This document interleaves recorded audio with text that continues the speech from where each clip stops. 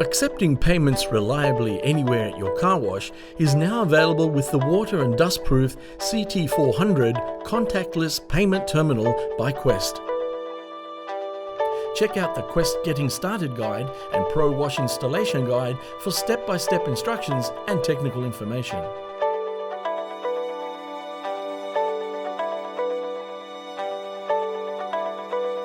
Power down your machine and use the device template provided to find the best spot on your equipment to locate the unit. Flip the template and use the measurements on the reverse to mark the 3 drill points.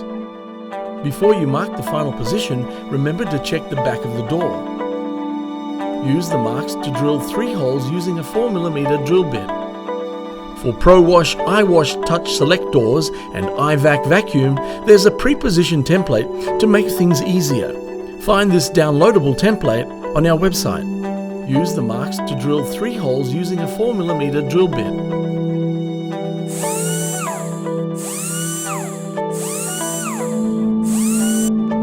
Use a 35mm hole saw to expand the middle hole for the control wires.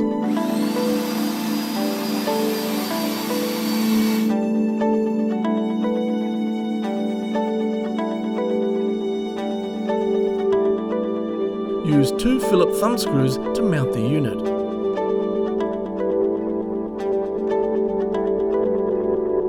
Connect the loom wires as indicated in the install guide. Plug the loom into the unit. Remember to run the wires up to the unit to prevent water egress. Power up and wait for the unit to connect to the Quest server. It will then log on and start up. This process may take up to 3 minutes.